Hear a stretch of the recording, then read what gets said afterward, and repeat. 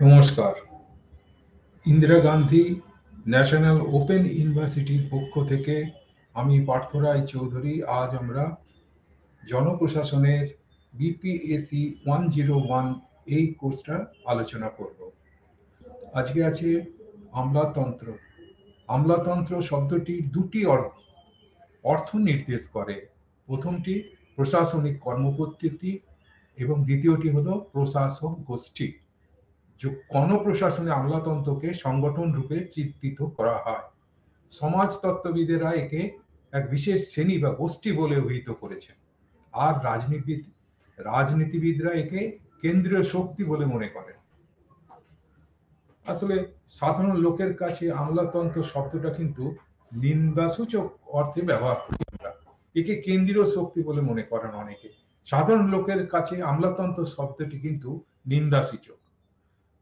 আমলাতন্ত্র কি? তারা বলে যে অযোগ্যতার সমর্থক। একে সরকারি অফিসার কর্তৃক ক্ষমতার অপব্যবহার বলতে অনেকে বোঝায়। আমলা শব্দটির অ্যাকচুয়ালি উৎপত্তি স্পষ্ট নয়। যতদূর জানা যায় যে ফরাসি অর্থনীতিবিদ ভাষাদা গুর্নে প্রথম শব্দটি ব্যবহার করেছিলেন।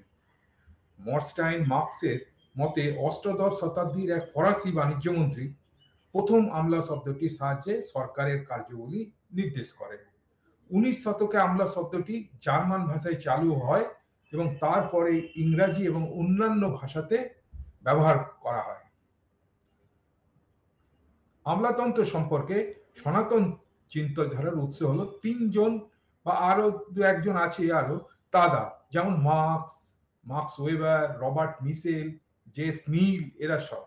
আমলাতন্ত্র সম্পর্কে লেখকদের প্রধান বিবেচ্য হলো সামাজিক উদ্দেশ্য পূরণে আমলাতন্ত্র কি একটি প্রশাসনিক হাতিয়ার, বা এটা কি রাষ্ট্রের মতো শক্তিমান সংস্থা বা সাধারণ উদ্দেশ্য নির্ধারণ করে। এখানে আমরা কার্ল মার্কসকে প্রথমেই আমি তার চিন্তাধারার উপরেই আমরা এগিয়ে যাব। মার্কসের চিন্তাধারায় আমলাতন্ত্র খুবই গৌণ স্থান অধিকার করে আছে। মার্কস সমাজ ও রাষ্ট্র শক্তির পরিপ্রেক্ষিতে আমলাতন্ত্রের আলোচনা করেছিলেন। মার্কসের মতে রাষ্ট্রের মতো আমলাতন্ত্র একটি হাতিয়ার, যার সাহায্যে কি শাসক শ্রেণী অন্যান্য শ্রেণীর উপরে আধিপত্য বিস্তার করে। সুতরাং আমলাতন্ত্রের স্বার্থ শাসক গোষ্ঠী ও রাষ্ট্রের স্বার্থের সঙ্গে ঘনিষ্ঠভাবে জড়িত। মার্কসের চিন্তাধারা পরবর্তীকালে লেনিন, ট্রটস্কি দ্বারা সম্প্রসারিত হয়েছিল ও সংশোধিত হয়েছিল। মার্ক্সবাদীরা সাধারণত কি ধনতান্ত্রিক সমাজের গতিশীলতা, ডিনামিজম বা দ্বন্দ্বের উপরে, কনফ্লিক্টের উপরে আলোচনা করেছিলেন, কিন্তু রাষ্ট্রের সাংগঠনিক গতিশীলতার উপরে বিশেষ নজর দেননি। মার্ক্সের প্রথম দিককার লেখায় রাষ্ট্রের আভ্যন্তরীণ সংগঠনে আগ্রহ দেখা যায়। প্রশাসন সম্পর্কে মার্ক্সের ধারণা তার বিভিন্ন গ্রন্থ, নিবন্ধ, পত্র ও সম্পাদকীয়তে ছড়ানো আছে। তিনি কখনোই প্রশাসন সম্পর্কে কোনো সুসংবদ্ধ মতবাদ সৃষ্টি করতে আগ্রহী ছিলেন না। এখানে আমলাতন্ত্র ও প্রশাসন সম্পর্কে মার্ক্সের ধারণা তার রাজনীতিক সমাজতত্ত্বের মানে সোসিওলজি অফ পলিটিক্স এর সঙ্গে জড়িত। আমলাতন্ত্রের বৈজ্ঞানিক আলোচনার সূত্রপাত করেন মার্কস ওয়েবার, কিন্তু তার পূর্বেই মার্কস গভীরভাবে আমলাতান্ত্রিক সংগঠন ও আচরণ এবং আমলাতন্ত্রের সঙ্গে রাষ্ট্র সমাজের সম্পর্ক নিয়ে আলোচনা করেছিলেন। হেগেলের অধিকার দর্শন বা যে বইটা ফিলোসফি অফ রাইটস, তার আলোচনায় মার্কস হেগেলের মূল রাষ্ট্রনৈতিক মতবাদ ও রাষ্ট্রের উপর দেবত্ব আরোপের সমালোচনা করেছিলেন। হেগেল আমলাতন্ত্রকে রাষ্ট্র ও অসামরিক সমাজের মধ্যে ব্রিজ বা সেতু হিসাবে কল্পনা করেছিলেন। তিনি আমলাতন্ত্রকে এমন একটি মাধ্যম বলে মনে করেছিলেন যার মধ্যে দিয়ে বিশেষ স্বার্থ সাধারণ অর্থে রূপান্তরিত হয়। হেগেলের ধারণায় যে আমলাতন্ত্রে সার্বিক ইচ্ছা এবং অন্তর্দৃষ্টির অনুমান আছে, তার বিরুদ্ধে তর্ক তুলে মার্কস বললেন যে আমলাদের ব্যাপকতার জ্ঞান নেই, কারণ স্তর ভিত্তিক এবং কর্মভিত্তিক পার্থক্যের দরুন অকর্মণ্যতার উদ্ভব হয়। ঊর্ধ্বতন আমলা বিশেষ সমস্যার প্রকৃতি অজ্ঞ, ফলে কেউই সামগ্রিক অবস্থা উপলব্ধি করতে পারে না। সামগ্রিকভাবে আমলাতন্ত্র কোনো এক বিশেষ স্বার্থকে সমাজের উপর বিশেষ স্বার্থের হাত থেকে রক্ষা করে। সুতরাং আমলাতন্ত্রের বাহ্যিক সম্পর্ক সংঘাতময় এবং বেসরকারি ধরনের। সংক্ষেপে আমলাতন্ত্র অসামরিক সমাজের বেসরকারীকরণের প্রতীক। এটা ব্যক্তিগত স্বার্থের বাহক এবং বেসরকারি শক্তিকে জোরদার করে। সামন্ততান্ত্রিক পুঁজিবাদ পুরুষীয় সমাজে মার্কস দেখেছিলেন যে আমলাতন্ত্র রাষ্ট্র নিয়ন্ত্রিত এক ধরনের সমাজ এবং এর প্রবণতা হলো উৎস থেকে নিজেকে বিচ্ছিন্ন করা, যা নিজেকে রাষ্ট্রের ইচ্ছার উচ্চতর চেতনা হিসাবে প্রকাশ করে। এইভাবে একটি বিশেষ স্বার্থ সার্বিকতার দাবি করে আর সাধারণ স্বার্থ বিশেষ স্বার্থে পর্যবেসিত হয়। রাষ্ট্র অপরিহার্য এবং যুক্তিপূর্ণ সংস্থা। আমলাতন্ত্র এই ভ্রান্ত ধারণাকে প্রচার ও প্রতিষ্ঠা করে। দক্ষতার বিচারে বলা যায় আমলা কখনোই যুক্তিপূর্ণভাবে কাজ করতে পারে না। স্তর ভিত্তিক কাঠামের অর্থ হলো কি স্তর ভিত্তিক জ্ঞান। যেখানে জ্ঞানকে বিখণ্ডিত করা হয় সেখানে কখনো ব্যাপক জ্ঞান সম্ভব নয়। বাস্তবতাকে দুভাবে চিন্তা করা হয়, একটা হচ্ছে ব্যবহারিক ও অন্যটি হলো আমলাতান্ত্রিক। মার্কসের মতে আমলাতন্ত্রই সামাজিক জগতে যুক্তিসত্তার অধিকারী এবং তার উপর একচেটিয়া কর্তৃত্ব স্থাপন করেও তার ফলে যৌক্তিকতা অযৌক্তিকতায় পরিণত হয়। আমলাতন্ত্র সম্পর্কে মার্কসের ধারণা ওয়েবারের ধারণার সম্পূর্ণ ভিন্ন।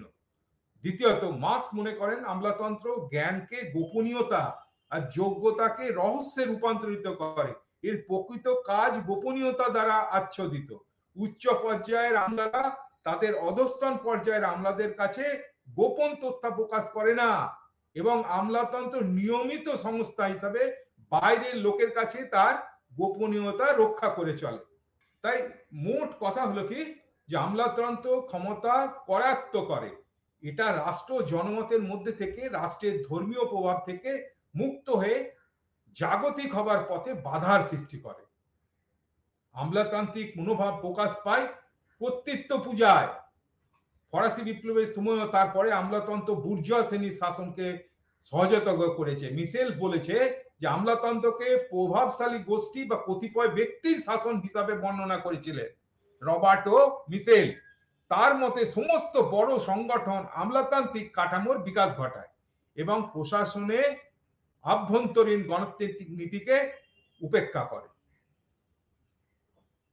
এবারে আমরা ওয়েবারের কি মডেল সেই সম্বন্ধে আলোচনা করছি। আমলাতন্ত্রের প্রথমে উদ্ভব কেমন ভাবে হলো? মার্কস ওয়েবারের লেখায় সর্বপ্রথম আমলাতন্ত্র সম্পর্কে এক ব্যাপক ধারণা পাওয়া যায় বলে তার তত্ত্ব বিস্তৃতভাবে বিশ্লেষণ করা প্রয়োজন। তার তত্ত্ব পরবর্তীকালে আমলাতন্ত্র নিয়ে আলোচনাকারী লেখকদের উপর বিশেষ প্রভাব বিস্তার করে। আমলাতন্ত্র সম্পর্কে ওয়েবারের ধারণা অর্থনীতি, সমাজতন্ত্র, রাষ্ট্রবিজ্ঞানেও কিন্তু গৃহীত হয়েছিল। আধুনিক রাষ্ট্রে আমলাতান্ত্রিক সরকারের উদ্ভবের কারণ অন্বেষণে ওয়েবার প্রাচীন ইতিহাসে ফিরে যায়। বিশাল আয়তন সত্ত্বেও কলোনি বা উপনিবেশ দেখাশোনা করার জন্য রোমে কোনো অফিসার ছিল না। প্রাদেশিক শাসককে বছরে একবার কয়েকজন কর্মচারী সমেত কলোনিতে পাঠানো হতো। জুলিয়াস সিজার স্থায়ী রাষ্ট্রকিতক সৃষ্টির চেষ্টা করেছিলেন, কিন্তু তার সেই চেষ্টা ব্যর্থ হয়েছিল। এক্ষেত্রে অগাস্টাস এবং হেড্রিয়ান কিছুটা সফল হয়েছিলেন। ডায়োক্লিসিয়ান রাজত্বকালে পরিপূর্ণ আমলাতন্ত্রের উদ্ভব হয়। একদিকে উদীয়মান আমলাতন্ত্র আর অন্যদিকে শাসক গোষ্ঠীর ক্রমবর্ধমান দুর্নীতি রোম সাম্রাজ্যের পতন ঘটায়। রোমান আমলাতন্ত্র দুর্বল শাসকদের উপর আধিপত্য এবং সামাজিক স্বাধীনতা হরণ করে। বিশাল প্রশাসন ব্যবস্থাকে সচল রাখার জন্য আমলারা বিশেষ ধরনের কর ধার্য করে। এখানেই ওয়েবারের আমলাতন্ত্রের উদ্ভবের সূত্র খুঁজে পেলেন।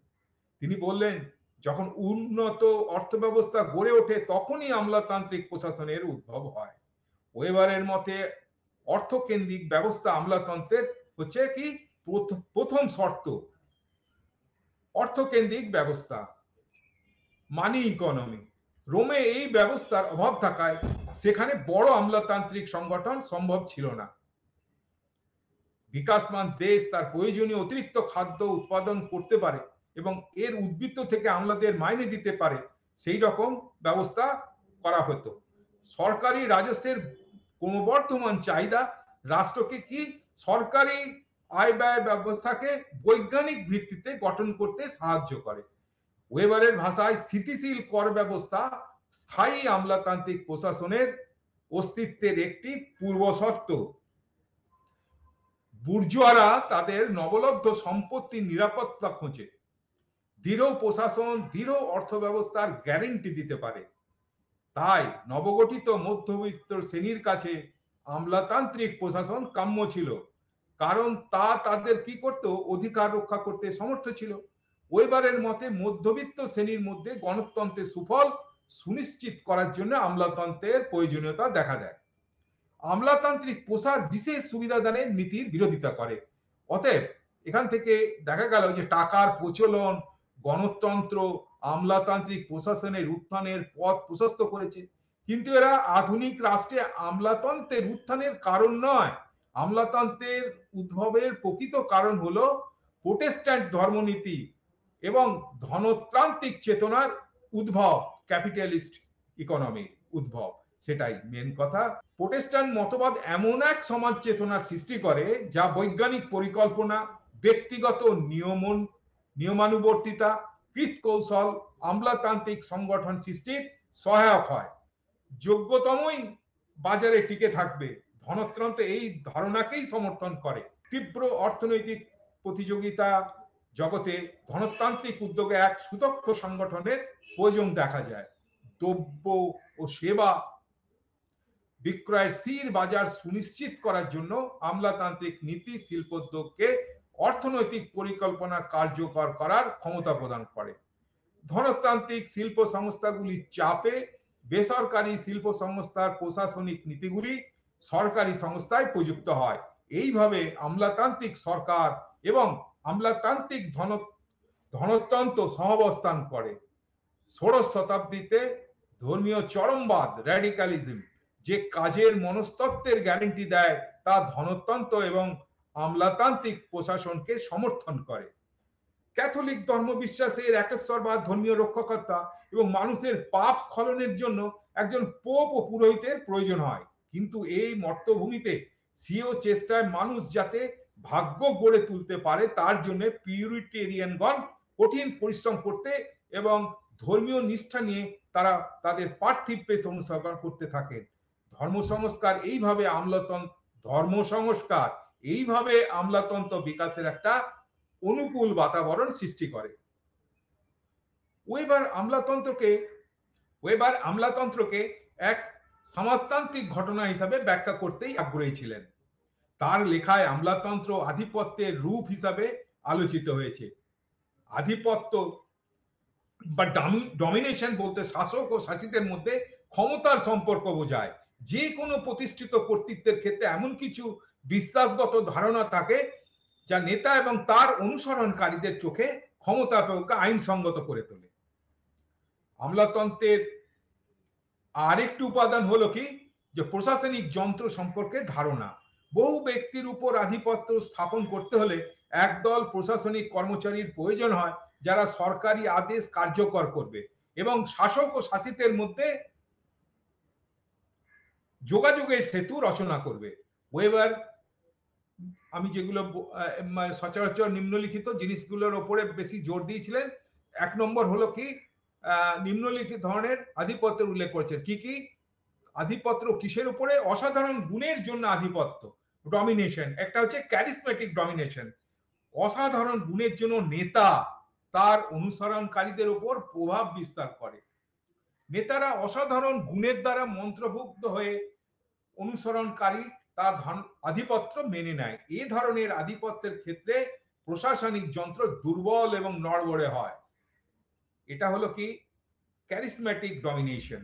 আমরা গান্ধীজিকে বলতে পারি, শাহরুখ খানকে বলতে পারি, এদের একটা ক্যারিসমেটিক ডমিনেশন আছে।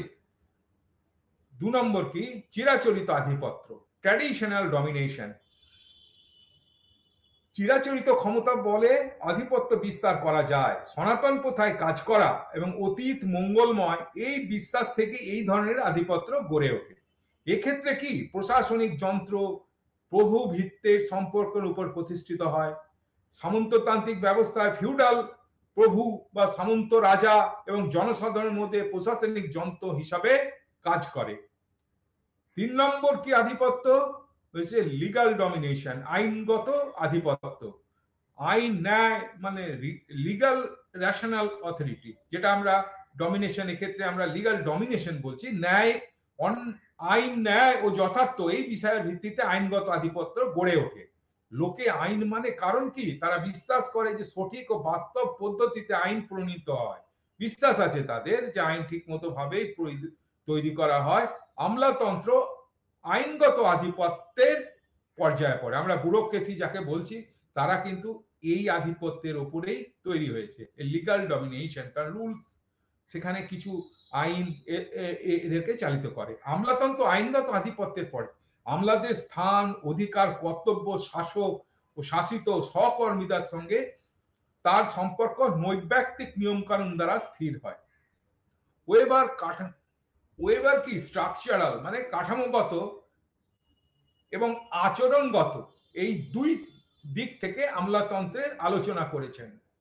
কাঠামোগত দিক থেকে আমলাতন্ত্র মানবিক সম্পর্কের সংগঠিত রূপ, structure of human relationship in any organised way, সমবিভাগ এবং স্তরবিন্যাস, হায়ারার্কির কাঠামোর দিক।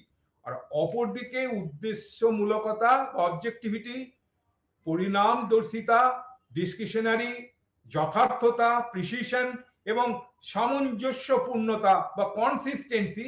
আমলাতন্ত্রের লক্ষ্য হলো কনসিস্টেন্সি।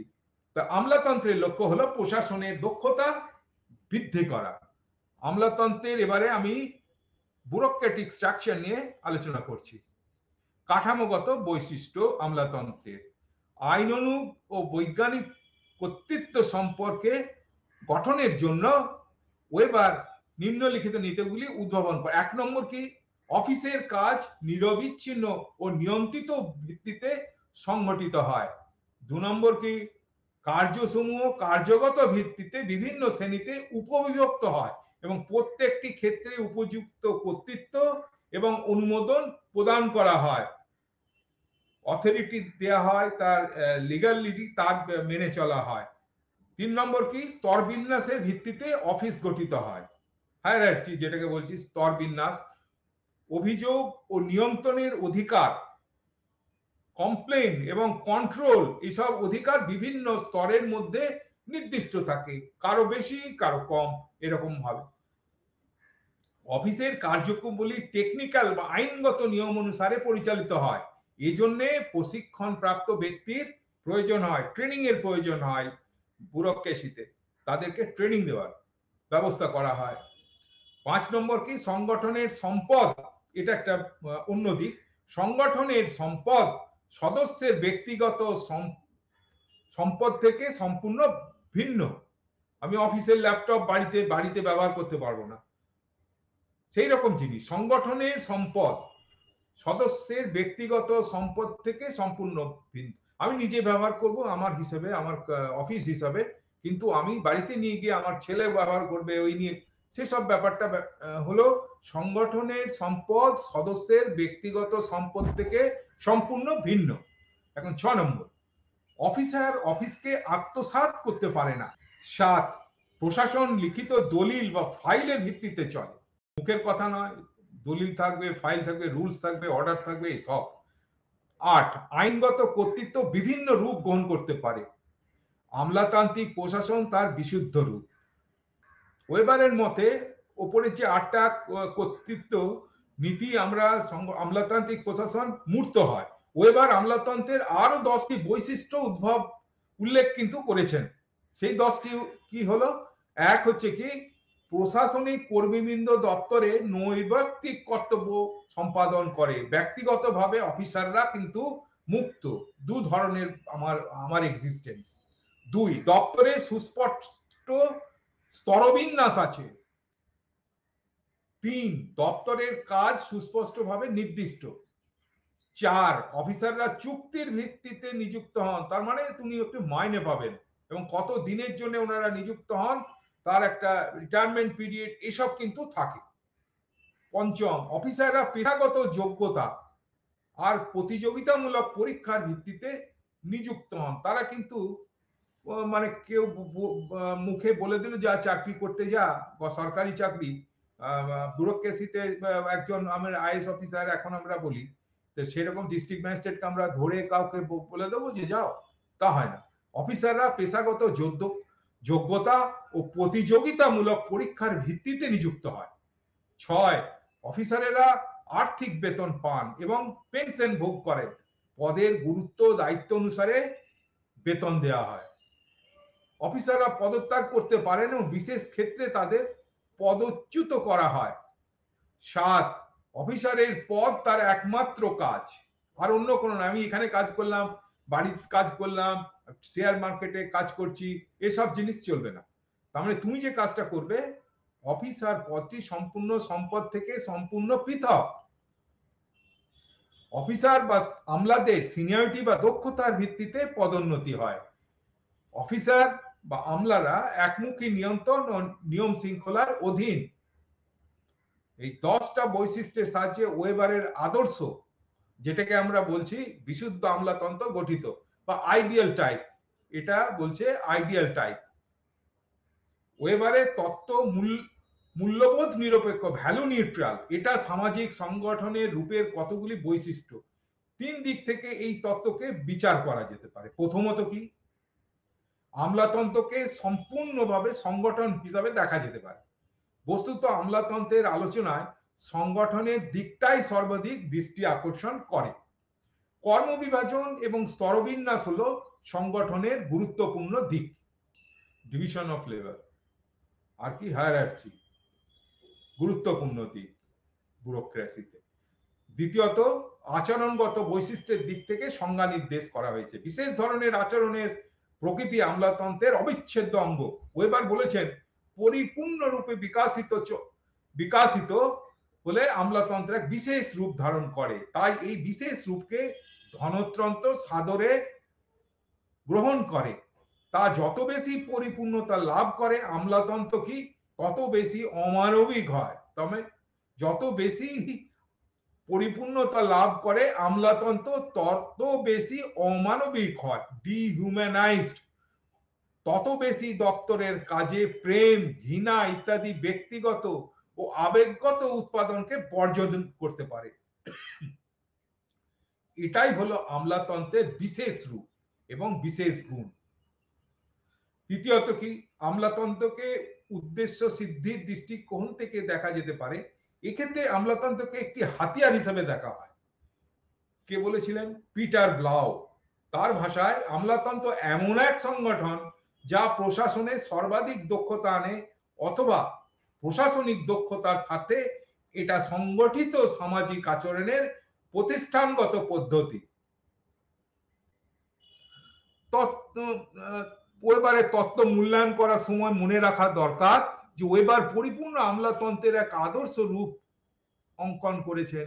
এই আদর্শ রূপ মানবিক কল্পনা, বাস্তবে যার প্রতিরূপ খুঁজে পাওয়া যায় না। ওয়েবারের তত্ত্বে এক অমূর্ত কল্পনা, যা কতগুলি বৈশিষ্ট্যকে অতিরঞ্জিত আর কতগুলি বৈশিষ্ট্যকে উপেক্ষা করে। একটি উপেক্ষা করে কি করেছে, একটি ধারণার সৃষ্টি করতে চেয়েছে। ওয়েবারের মতবাদে আমলাতন্ত্র এবং রাষ্ট্রকৃতকে সমার্থক ভাবলে কিন্তু ভুল হবে।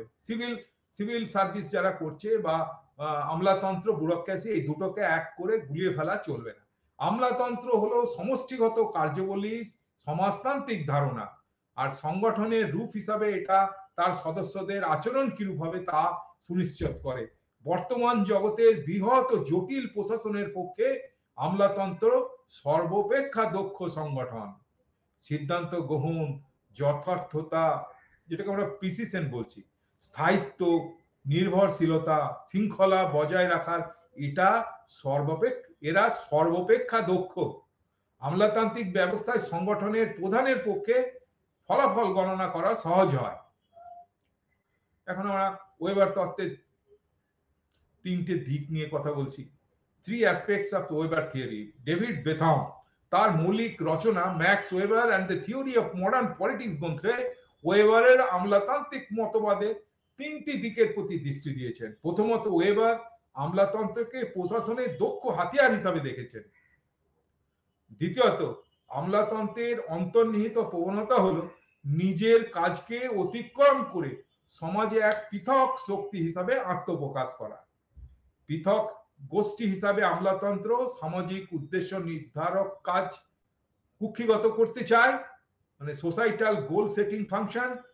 ওই কাজ আসলে রাজনীতিবিদগণের, মানে তারা সামাজিক উদ্দেশ্যে কাজ করে করতে চাইছে, যেটা করতে চাইছে সেটা অ্যাকচুয়ালি কাদের ফাংশন? রাজনীতিবিদগণের। আর তৃতীয়তে কি, ওয়েবার আমলাতন্ত্রকে সমাজের শ্রেণী সংগঠন, ক্লাস স্ট্রাকচার অফ সোসাইটি হিসাবে দেখেছেন। একটা সমাজের যে শ্রেণী থেকে আমলাদের নিয়োগ করা হয় তারা তাদের দৃষ্টিভঙ্গি সেই শ্রেণী থেকে মুক্ত হতে পারেন না। এবার parliament and government in the newly organized Germany 1918 এই নামক প্রবন্ধে ওয়েবার অফিসারদের শাসন সংক্রান্ত সমস্যা নিয়ে আলোচনা করেছিলেন। তার মতে এটা আমলাতন্ত্র থেকে পৃথক। কিভাবে আমলাতন্ত্রের ক্ষমতা বৃদ্ধির প্রবণতা প্রতিরোধ করা যায় সেই সমস্যা কিন্তু ওয়েবারকে চিন্তিত করেছিল। কি করে সাধারণভাবে কর্তৃত্বের পরিধি সংকুচিত করা যায় এবং বিশেষভাবে আমলাতন্ত্রের ক্ষমতা যাতে কমানো যায় সে সম্পর্কে ওয়েবার 5 ধরনের পদ্ধতির নির্দেশ দিয়েছিলেন। প্রথমটা হচ্ছে কলেজিয়ালিটি, মানে বহুতান্ত্রিকতা মানে অনেককে নিয়োগ করা, ডিসিশন দেওয়ার জন্য। বহুতান্ত্রিকতা হলো একতান্ত্রিকতার একদম বিপরীত, মানে একতান্ত্রিকতার বিপরীত হলো কলেজিয়ালিটি।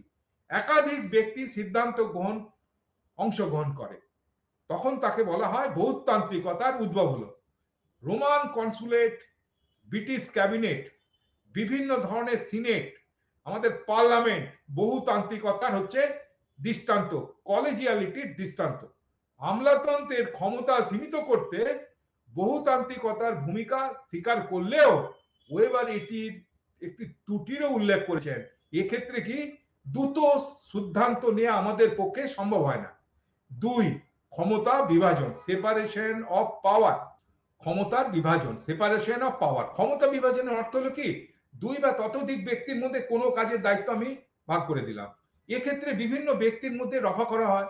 ব্রিটিশ রাজা এবং পার্লামেন্ট যেমন বাজেট প্রস্তুত করে সেই ধরনের ব্যবস্থা। ওয়েবারের মতে এই ব্যবস্থা কিন্তু অস্থিতিশীল, এটা বেশি দিন থাকতে পারে না। আর 3 নম্বরটা কি, অপেশাগত আমেচার অ্যাডমিনিস্ট্রেশন, অপেশাগত প্রশাসন। এক্ষেত্রে কি, প্রশাসকদের কোনো বেতন দেওয়া হয় না। এক্ষেত্রে সরকার সেই সব ব্যক্তিদের উপর নির্ভর করে যাদের যথেষ্ট সম্পদ আছে এবং বিনা বেতনে কাজ করার মতো সময় আর ইচ্ছা আছে। বর্তমান সমাজে এই পেশাগত ব্যক্তি নিয়ে প্রশাসন চালানোর সমকক্ষ হতে পারে না। 4 নম্বর, প্রত্যক্ষ গণতন্ত্র, ডাইরেক্ট ডেমোক্রেসি। প্রত্যক্ষ গণতন্ত্র নানা রূপ গ্রহণ করতে পারে, যেমন স্বল্প সময়ের জন্য নিয়োগ, নির্দিষ্ট ফলাফল অতিবাহিত হওয়ার আগেই তাকে পদচ্যুত করা। এইভাবে জনসাধারণের কাছে অফিসারদের দায়িত্ব সুনিশ্চিত করা যায়। আর প্রতিনিধিত্ব, রিপ্রেজেন্টেশন, এখানে আসল কথাটা এটাই মেন জিনিস, যে বিশেষ গুণসম্পন্ন এবং সনাতন নেতারা দাবি করেন যে তারা তাদের অনুসরণকারীদের প্রতিনিধিত্ব করেন। আধুনিক যুগের বৈশিষ্ট্য হলো সমষ্টিগত প্রতিনিধিমূলক সংস্থা, কলিজিয়াল রিপ্রেজেন্টেটিভ বডিজ। এই সব সংস্থার সদস্যগণ ভোটের দ্বারা নির্বাচিত হন এবং তারা স্বাধীনভাবে সিদ্ধান্ত গ্রহণ করেন। রাজনৈতিক দলের অস্তিত্ব এবং কাজের দরুন এই ব্যবস্থা কার্যকর হয়। ওয়েবার মনে করেন যে এই পদ্ধতির মাধ্যমে আমলাতন্ত্রের উপর সর্বাধিক নিয়ন্ত্রণ বলবৎ করা সম্ভব। পার্লামেন্টে যদি সঠিক নেতা নির্বাচন হয় তাহলে প্রশাসনকে নিয়ন্ত্রণ করা যায়। পার্লামেন্টে সঠিক নেতা নির্বাচনের মাধ্যমে কিন্তু প্রশাসনকে নিয়ন্ত্রণ করা যায়। ওয়েবার লক্ষ্য করেছেন আমলাতন্ত্র তার কাজের ন্যায্য পরিধির বাইরে চলে যেতে পারে। তাই আমলাদের এরূপ অতিরিক্ত ক্ষমতা নিয়ন্ত্রণ করার জন্য ওয়েবার সঠিক রাজনৈতিক নেতা নির্বাচনের উপরেই যোগ দিয়েছেন। নেতা এরূপ হওয়া চায় যার নেতৃত্ব দেওয়ার যোগ্যতা আছে আর সেই সঙ্গে প্রশাসন যন্ত্রকে নিয়ন্ত্রণ করার ক্ষমতা আছে। এবারে আমরা ওয়েবারের তত্ত্বের সমালোচনা করছি।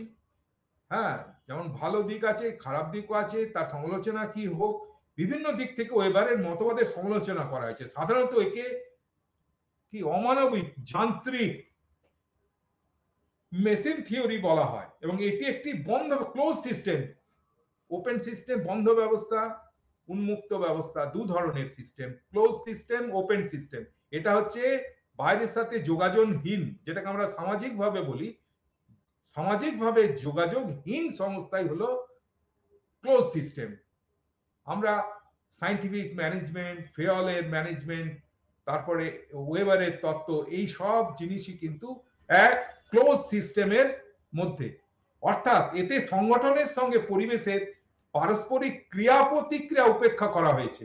এই মডেল সংগঠনের সদস্যদের ব্যক্তিগত বা আচরণগত দিক বিবেচনা করেনি। আমলাতান্ত্রিক কাঠামো স্থিতিশীল পরিবেশের উপযোগী। যখন সেটা স্থিতিশীল থাকে, যখন পরিবেশ যখন স্থিতিশীল হয়, তখন ওয়েবারের তত্ত্ব উপযোগী। কিন্তু যখনই যদি অস্থিতিশীল পরিবেশের উপস্থিত হয় এসে যায়, তখন কিন্তু ব্যুরোক্রেসি ঠিকমতো কাজ করে না। দ্বিতীয়ত কি, আমলাতান্ত্রিক কাঠামো রুটিন মাফিক, একদম রুটিন এবং একই ধরনের কাজের পক্ষে উপযোগী, কিন্তু উদ্ভাবনাপূর্ণ এবং সৃষ্টিশীল কাজের পক্ষে কিন্তু একদম উপযোগী নয়। বিজ্ঞানী কি রবার্ট মার্টন বলেছেন যে কি, নিয়মের সাহায্যে নিয়ন্ত্রণের দরুন কর্মীদের আচরণের নির্ভরযোগ্যতা এবং নিশ্চয়তা স্থিরীকৃত হয়, কিন্তু সেই সঙ্গে এতে অনমনীয়তা এবং উপায়কে উদ্দেশ্য পরিণত করার প্রবণতা প্রকাশ পায়। যে পদ্ধতি দিয়ে আমরা এগিয়ে যাব, আমার গোলকে আমি নিয়ে যাব, সেই মিনসটাই তখন এন্ডে রূপান্তরিত হয়। এত আমরা রুলস এবং এই সমস্ত ব্যাপারকে আমরা এগিয়ে নিয়ে যাই। সমাজবিজ্ঞানী রবার্ট মার্টন ঠিকই উল্লেখ করেছেন, আমলাতান্ত্রিক কাজে রীতিশুদ্ধ দিকটা তার আসল কাজটা কি, জনসেবা, তার চেয়ে বেশি গুরুত্ব লাভ করে, আর সেই জন্য সমস্ত সংগঠনের কার্যকারিতা ব্যাহত হয়। সেলজেনিকের মতে কি, অধস্তন স্তরে ক্ষমতা সমর্পণ করার প্রয়োজন থেকে আমলাতন্ত্রে কেন্দ্রীয় সংকট দেখা দেয়। সাংগঠনিক কাজের ক্রমবর্ধমান জটিলতার দরুন অধস্তন পর্যায়ের অফিসারদের উপর দায়িত্ব অর্পণ করার প্রয়োজন দেখা দেয়, আর এক দরুন সাংগঠনিক উদ্দেশ্য পরিবর্তিত হয়।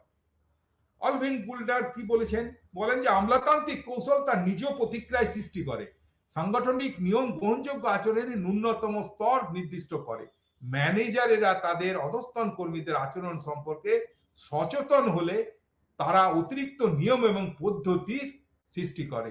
এর দরুন ম্যানেজার এবং তার অধস্তন কর্মীদের মধ্যে উত্তেজনা দেখা দেয় এবং সাংগঠনিক উদ্দেশ্য পরিবর্তিত হয়।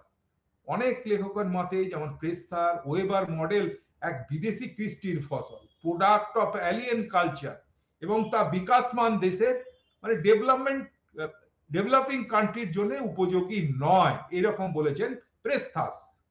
আর বিকাশমান, ডেভেলপিং এবং অর্ধোন্নত দেশ আমলাতন্ত্রের আচরণগত বিচ্যুতি দেখা গেছে। যেখানে উন্নয়নী কর্মসূচি সফল করা বিশেষ প্রয়োজন, ডেভেলপমেন্টাল অ্যাক্টিভিটি যেখানে বিশেষ, সেখানে আমলারা বাজে কাজ করে শক্তি অপচয় করে। ভারতে এই প্রবণতা কিন্তু দেখা গেছে। বিকাশমান দেশের বিশেষ প্রশাসনিক চাহিদার কথা চিন্তা করে ডেভেলপমেন্ট অ্যাডমিনিস্ট্রেশন নামে জনপ্রশাসনের এক নতুন শাখার উদ্ভব হয়েছে, ডেভেলপমেন্ট অ্যাডমিনিস্ট্রেশন। সমাজবিজ্ঞানী ওয়ারেন বেনিস ভবিষ্যৎবাণী করেছেন যে বিংশ শতাব্দীতে শিল্পায়নের দরুন যে নতুন সমাজ ব্যবস্থা গড়ে উঠবে, সেখানে আমলাতন্ত্রের অবসান হবে।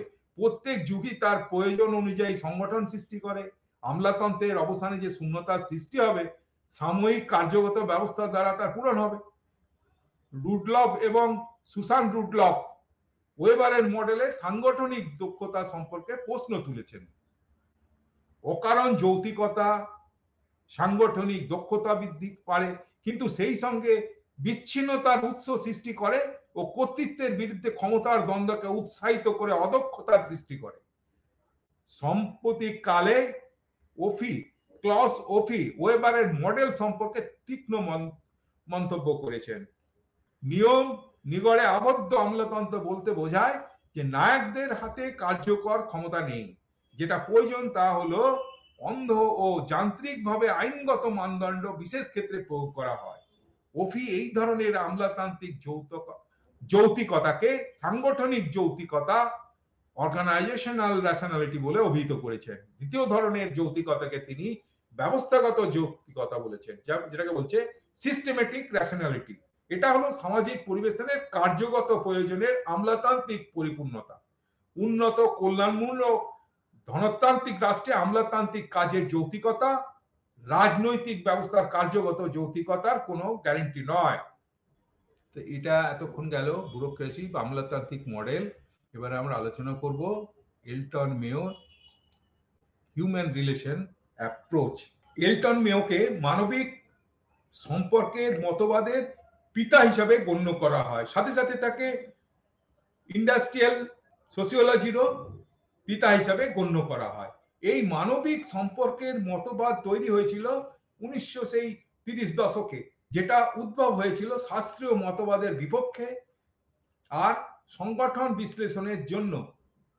শাস্ত্রীয় চিন্তাবিদ ক্লাসিক্যাল থিওরিস্ট বা থিঙ্কাররা যেমন টেলর, ফেয়ল, গুলি, কারউইক আর ওয়েবার, এনারা সংগঠনের কি আনুষ্ঠানিক কাঠামোর ওপর গুরুত্ব দিয়েছিলেন, কিন্তু তারা অবহেলা করেছিলেন কি সংগঠনে মানব উপাদানের ব্যবহারের উপর।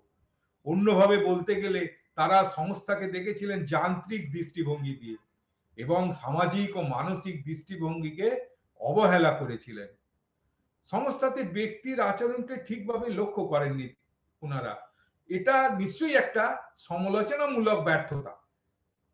শাস্ত্রীয় পদ্ধতির উপর, মানে ক্লাসিক্যাল পদ্ধতি যেগুলো ছিল তার উপর, এবং যেটা মানবিক সম্পর্কের পদ্ধতিকে তার মানে কি শাস্ত্রীয় পদ্ধতির উপর এবং যেটা মানবিক সম্পর্কের পদ্ধতিকে প্রতিষ্ঠা করেছে সারা বিশ্বে। এলটন মেয়ো ছিলেন একজন কি আমেরিকান সোসিওলজিস্ট বা সমাজশাস্ত্রবিদ, এবং যাকে আমরা আগেই বলেছি মানবিক সম্পর্কের মতবাদের জনক। তিনি তার কাজ কর্মচারীদের আচরণ অধ্যয়নের মধ্যেই কিন্তু সীমাবদ্ধ রেখেছিলেন, যেটা উৎপাদন ক্ষমতা পরিমাপ করবে। সংস্থাতে বিভিন্ন ধরনের আচরণ, যেমন মানসিক, শারীরিক, অর্থনৈতিক, সামাজিক এবং শরীরবৃত্তীয় ইত্যাদি।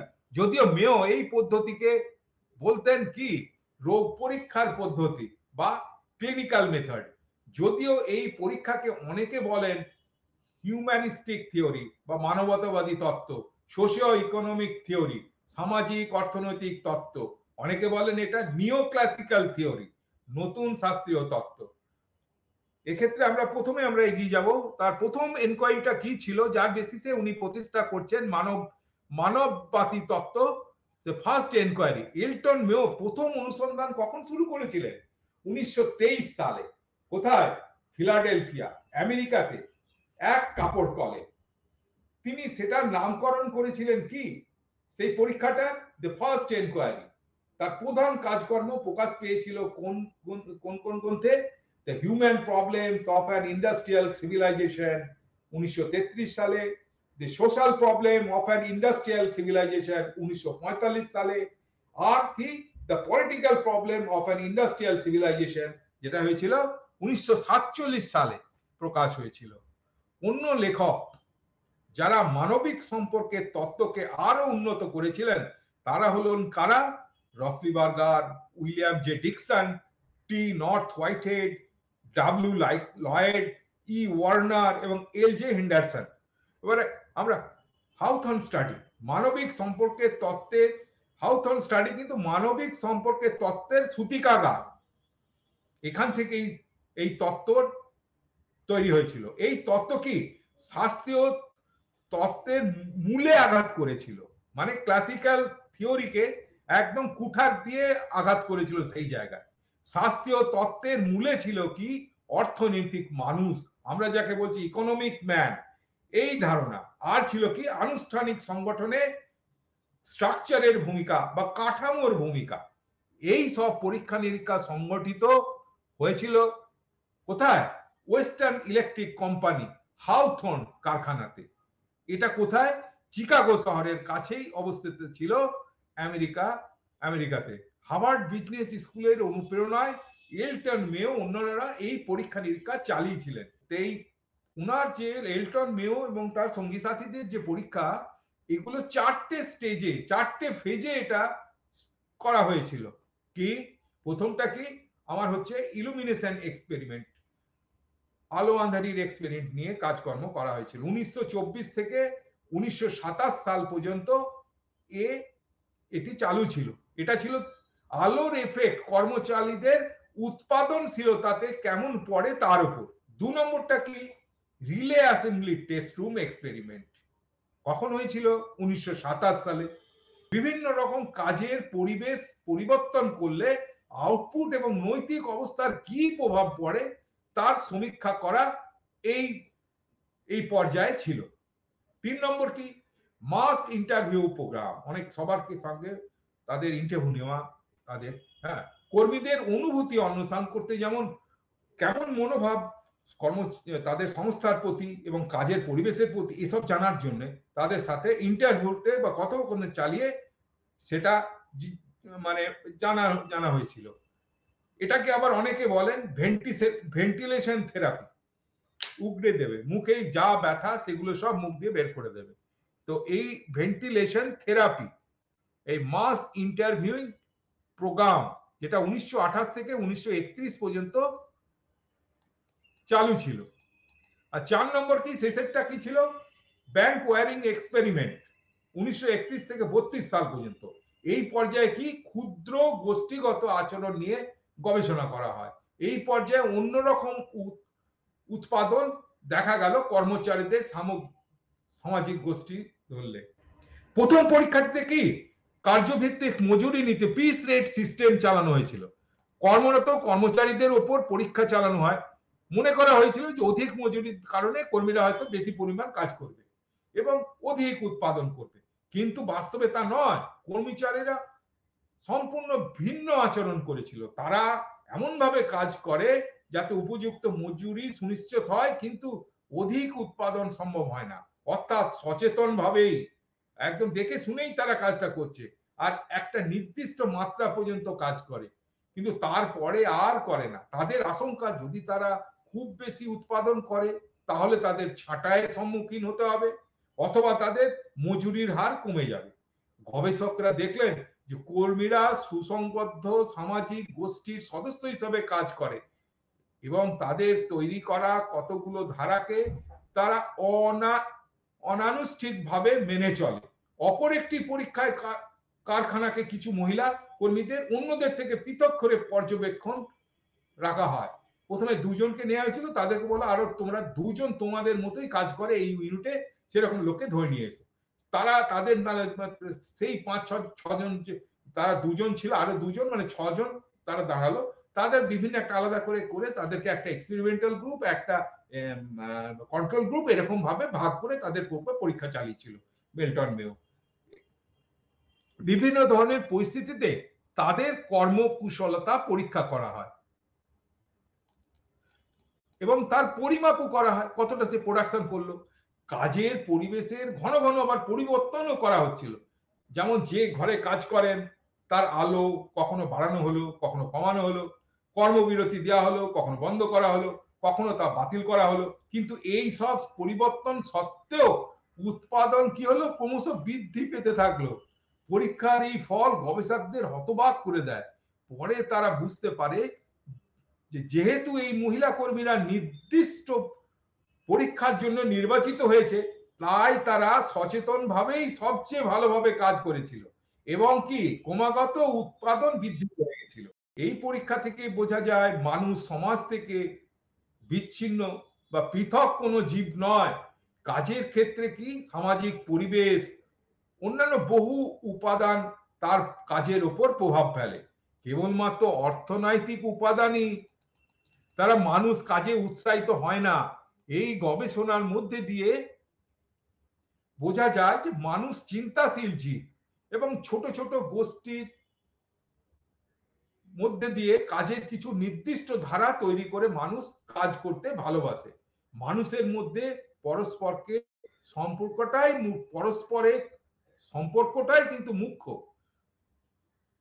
মানব সম্পর্কে তত্ত্ব প্রাতিষ্ঠানিকতাকে বর্জন করে, সংগঠনের কাঠামোর পর্যালোচনা করার চেয়ে অনানুষ্ঠানিক দৈনন্দিন কাজের ধারাকে পর্যালোচনা করা ওপর এই তত্ত্ব গুরুত্ব দেয়।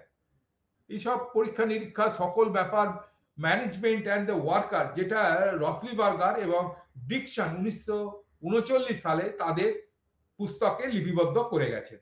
এখন উপসংহার হাউথন এক্সপেরিমেন্ট থেকে আমরা কি বলতে পারি? সামাজিক ও মানসিক ফ্যাক্টর কার্যক্ষেত্রে বিশেষভাবে কাজ করে। 1 নম্বর, সামাজিক ও মানসিক ফ্যাক্টর কার্যক্ষেত্রে বিশেষভাবে কাজ করে, যেটা শারীরিক ব্যবস্থায় কখনো সম্ভব নয়, ফিজিক্যাল ওয়েতে কখনোই সম্ভব নয়। এই ব্যবস্থায় কি হলো, কর্মচারীরা নৈতিক মানে মোরাল এবং আউটপুট বা উৎপাদন বৃদ্ধি ঘটায়। সংগঠন একটি সামাজিক ব্যবস্থা। 2 নম্বর হলো সোশ্যাল সিস্টেম। সংগঠন হলো কি, অর্গানাইজেশন হচ্ছে একটা সোশ্যাল সিস্টেম। 3 নম্বর, অর্থনৈতিক পুরস্কার, non economic reward and sanction এবং অনুমোদন।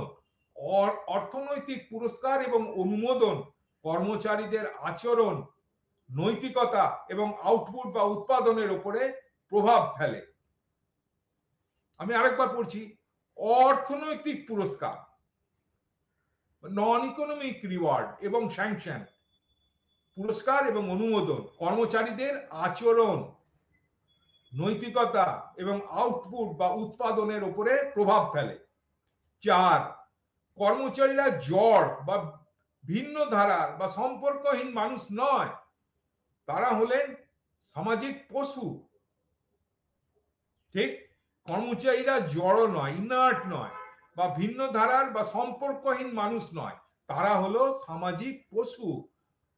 5, শ্রম বিভাজন বিশেষ করে বিশেষীকরণের কঠোরভাবে প্রভাব ফেলেছিলেন।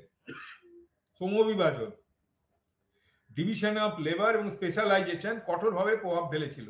এটা যে সবচেয়ে প্রধান ব্যবস্থা নয়, সেটাও মানব এই এলটন মেয়র পরীক্ষাতে জানা গেছিল। 6, কর্মচারীদের একটা বিশেষ রূপ দেখা গেছিল। সে বিশেষ রূপটা কি,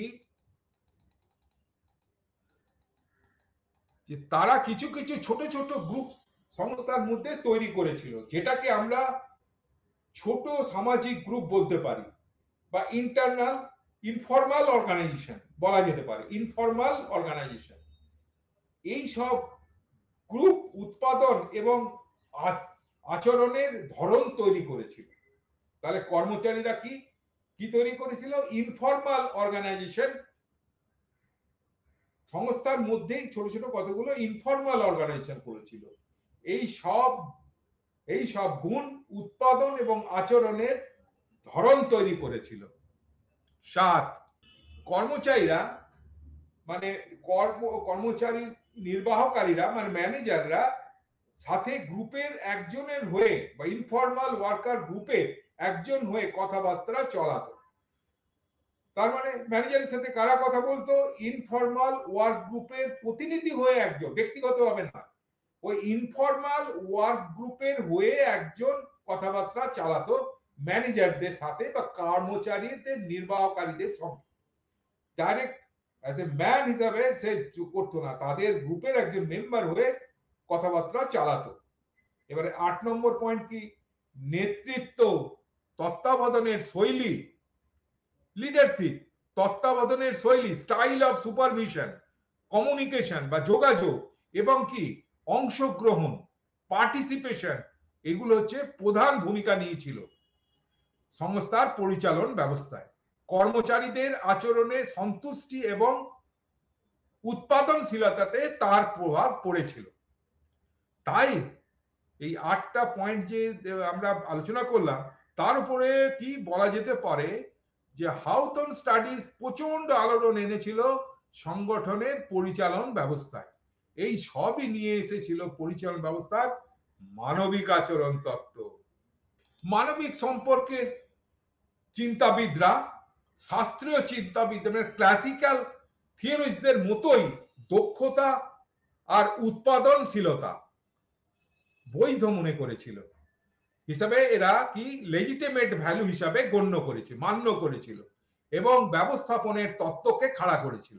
তো এই দুটো কিন্তু ওদের ক্লাসিক্যাল থিওরিস্ট যারা ছিল তারা কিন্তু তারাও প্রোডাক্টিভিটি দেখেছিল কোম্পানির, অর্গানাইজেশনের। এরাও সেরকম মানবিক সম্পর্কের চিন্তাবিদরাও উৎপাদনশীলতার মানে লেজিটিমেট ভ্যালু হিসাবে মান্য করেছিল, ব্যবস্থাপনার তত্ত্বকে খাড়া করেছিল। মোহিত ভট্টাচার্য মানে আমাদের দেশের ভদ্রলোক, যিনি জনপ্রশাসনের একজন চিন্তাবিদ, এ ব্যাপারে কিছু মূল্যায়ন করেছিলেন। এইরকমই ছিল যে এরা সংগঠনকে সামাজিক ব্যবস্থা, সোশ্যাল সিস্টেম বলে মনে করেন। ব্যক্তি, ঘরোয়া গোষ্ঠী, ইনফরমাল গ্রুপ, আন্তঃগোষ্ঠী সম্পর্ক, আন্তঃগোষ্ঠীর ইন্টার রিলেশন, তাদের মধ্যে সে সম্পর্ক এবং রীতিসিদ্ধ কাঠামো, স্ট্রাকচার নিয়ে সংগঠনের সামাজিক ব্যবস্থা গঠিত। মোট কথা, মানবিক সম্পর্ক কাজের সামাজিক পরিবেশের ওপর জোর দেয়। আর কি সনাতন লেখকরা কি ক্লাসিক্যাল যারা থিঙ্কার ছিলেন কাজের পরিবেশগত ও অমানবিক উপাদানের উপরে জোর দেয়। আরেকবার আমি পড়ি, সংগঠনকে কি বলেছিলেন আমার মোহিত ভট্টাচার্য, এ ব্যাপারে মূল্যায়ন ওনার এরকম যে এরা কি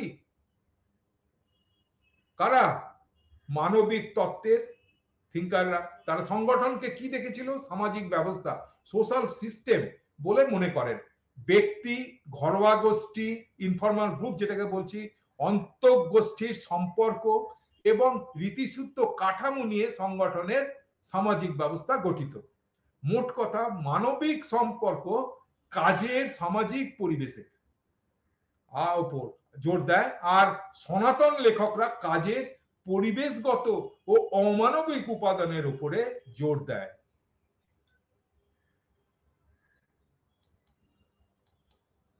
তাহলে আমাদের এখনকার যে সিস্টেম চলছে তা কি নিয়ে চলছে? তাহলে আমরা বলতে পারি এই দুটোর সহাবস্থান, একটা মধ্যপন্থা নিয়ে এখন বর্তমানে আমরা কাজ চালাচ্ছি।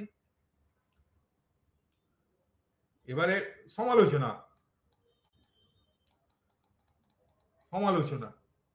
ক্রিটিসাইজ করেছে ওই এলটন মেয়োর ব্যাপারে।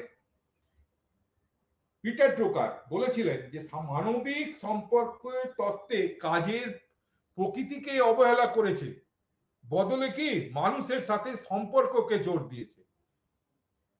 তিনি ক্রিটিসাইজ করেছেন অর্থনৈতিক ধারণাগুলোকে পেছনে ফেলে রাখার জন্য। আরেকবার পড়ি, পিটার ড্রুকার বলেছেন যে মানবিক সম্পর্ক তত্ত্ব কাজের প্রকৃতিকে অবহেলা করেছে, বদলে কি মানুষের সাথে সম্পর্ককে জোর দিয়েছে। তিনি ক্রিটিসাইজ করেছেন অর্থনৈতিক ধারণাগুলোকে পেছনে ফেলে রাখার জন্য। আর একজন যিনি সমালোচনা করেছেন অ্যালেক্স ক্যারি হাউথন এক্সপেরিমেন্টকে অবিশ্বস্ত বলেছেন ছোট নমুনা ব্যবহার করে উনি এই সায়েন্টিফিক থিওরি রচনা করেছেন। তবে মেয়েও কিন্তু আসলে মেয়েও খুবই কম, কোথাও 14, কোথাও 12 এরকম এমনি স্যাম্পেল নিয়ে কাজ করেছেন। আসল ব্যাপারটা হলো যে সব জায়গায় এরকম ভাবে কাজ করলে কিন্তু এই রেজাল্ট দেবে না। ওনার ক্রিটিসাইজ করার মেইন কারণটা ছিল এই যে মানে স্যাম্পল সাইজটাকে উনি অবিশ্বস্ত বলে মনে করেছিলেন, অ্যালেক্স ক্যারি। আর কে এবারে 3 নম্বরে আমি বলছি, লরেন বারিচ সমালোচনা করেছেন এই তত্ত্ব যে এটা হলো কি প্রো ম্যানেজমেন্ট, আর কি এটা হচ্ছে অ্যান্টি ইউনিয়ন বলে। আসলে অনেক ব্যাপার আছে, আমরা সেই সাইন্টিফিক তত্ত্বে আমরা দেখেছি না যে সেখানে মেন্টাল রেগুলেশন, কর্মচারী আর একদিকে ম্যানেজমেন্ট দুজনে মিলে বসে সমাধান করা এবং তাদের সমস্ত কিছু মানে ঠিক হয়ে যাওয়া, সব তাদের চাওয়া পাওয়ার ব্যাপারগুলো একসাথে এমন কাজ করছে। আমি নিজের পিস রেটে আমি ইনসেন্টিভ এসব নিয়ে কথা বলছি, ম্যানেজমেন্ট চাইছে তার নিজস্ব তার আউটপুট। এই দুটো মেলবন্ধনে আমরা দেখেছি যে মেন্টাল রেগুলেশন ম্যানেজমেন্ট থিওরিতে মানে সায়েন্টিফিক থিওরিতে দেখেছি, টেলারের থিওরিতে। আবার কি এক্ষেত্রে লরেন্স বার্টিজ কিন্তু এক্ষেত্রে সমালোচনা করেছেন যে এটা একঘেয়ে, কোন দিক একঘেঁষা, প্রো ম্যানেজমেন্ট, ম্যানেজমেন্টের দিকে ঘেঁষা, আর কি ইউনিয়ন, ইউনিয়ন অ্যান্টি ইউনিয়ন, ইউনিয়নকে দেখা হয়নি, ইউনিয়নের কোনো কাজই নয় এখন, আর কাজ নেই, এই সব বলে উনি এটাকে সমালোচনা করেছিলেন। চতুর্থ কি, চতুর্থ আরো সমালোচনা, আমি এটাকেই শেষ বলে আজকে আমি শেষ করতে চাইছি।